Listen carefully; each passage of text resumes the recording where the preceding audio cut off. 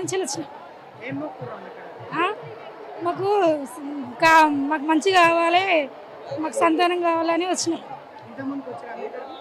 వచ్చినాం. ఇప్పుడు 5-6 సంవత్సరాలు అవుతుంది. కొద్దిగా మంచిగానే జరిగింది. మా ఆయన కొద్దిగా మంచిగానే ఉంటుండు. కనిపిస్తుంది, మంచిగానే ఉంది. ఆ తల్లి మంచిగానే మైలో మంచిగానే ఉంది.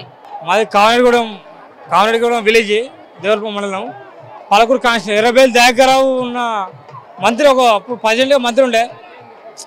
ప్లీజ్ ఒక రిక్వెస్ట్ ఏంటంటే మేము ఇక్కడ వచ్చాక మాకు మంచి జరుగుతుంది బ్రో. మాకు చాలా అన్ని తీయాల చాలా మంచి జరుగుతుంది. మాకు అన్ని తీర్లా అన్ని మంచి జరుగుతుంది కాబట్టి మీకు ప్రతి ఏడాది కూడా ఎప్పుడు కూడా ఇక్కడికి వస్తాం మేము. కాకపోతే ఇలా కొంచెం ఇబ్బంది ఏంటంటే ట్రాఫిక్ వల్ల చాలా పిఎస్ వాళ్ళు మాత్రం చాలా ఇబ్బంది పెడతారు. ఇక్కడ రావాలంటే చాలా ఇబ్బంది పెడతారు.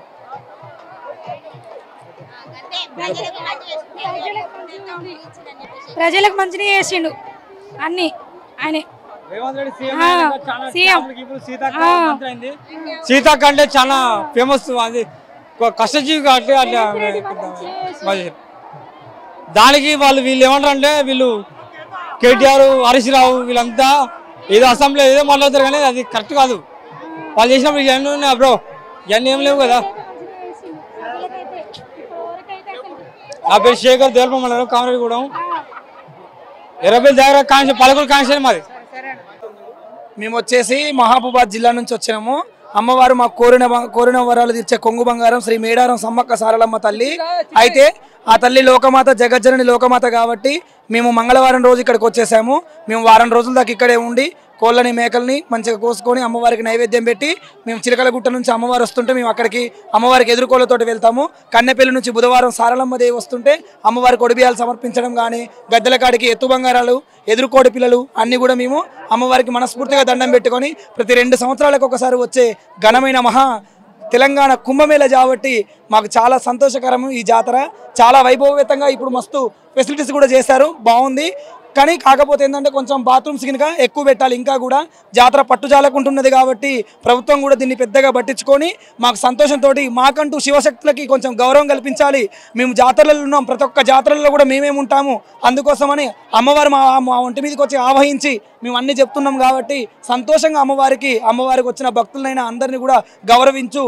ప్రభుత్వ లాంఛనాలతోటి అమ్మవారు ఈరోజు సారలమ్మ తల్లి గద్దెనెక్కబోతుంది కాబట్టి ఆ జగన్మాత అందరినీ దీవించి ఎల్లుండి గురువారం రోజు చిలకలగుట్ట నుంచి సాయంత్రం గడియలలో సమ్మక్క తల్లి గట్టు దిగుతుంది. అమ్మవారికి 60 డోలీలు ఉంటాయి. 60 డోలీలు, ముందొక జవాను, వెనకొక జవాను, పగ్గాల బేరింపుతోటి ఆ జగన్మాత దిగుతుంది. ఈ తెలంగాణ బిడ్డల్ని, మన దేశాన్ని కూడా అందరినీ కూడా ప్రపంచాన్ని కాచే తల్లి కాబట్టి మనస్ఫూర్తిగా అమ్మవారికి దండం పెట్టుకొని ఇంకా మేడారం జాతర వచ్చే వాళ్ళు కూడా ముందస్తు ముక్కులు చెల్లించుకున్నారు. కానీ కాకపోతే ఏంటంటే ఇంకా జాతరకు రావాలని, ఈ జాతర వైభవేతంగా ఇంకా మంచిగా జరగాలని మనస్ఫూర్తిగా కోరుకుంటున్నాను. జై సమ్మక్క, జై జై సమ్మక్క, జై సారలమ్మ. కొమరం భీం జిల్లా ఆసిఫాబాద్. 19 సంవత్సరాల నుంచి వస్తున్నాం. ఏడు తప్పి ఏడొస్తాం మేము. బంగారం, కోడి బియ్యాలు, ఏ అన్న మొక్కినవి ఉంటే అవి చెల్లింపు చేస్తాం. 6 రోజులు ఉంటాం మేము. 6 రోజుల నుంచి ఉంటాం. శుక్రవారం నైట్ వెళ్తాం. ఇక్కడికి వచ్చా ఇక్కడ ఓడి బియ్యాలు ఇస్తాం. ఏ అన్న మొక్కులు పెద్దగా ఉంటే ఏటలు ఇస్తాం. ఆమె ఓడి బియ్యాలు చెల్లింపు చేస్తాం. భక్తుల్ని పట్టుకొని వస్తా.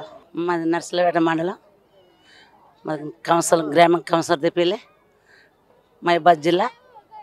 మేము ఇప్పుడు 30 సంవత్సరాల కాంచి ఈ అమ్మవారిని మేము ఆనందంగా కొలుచుకుంటున్నాం.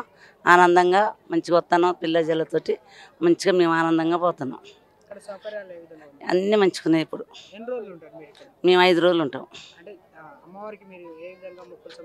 మేము బంగారము, ఓడి బియ్యాలు సమర్చుకుంటాం.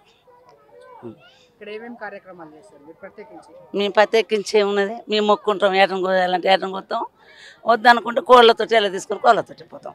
మా ఓపన్ శక్తి ఆ తల్లి ఇచ్చినంత బలం.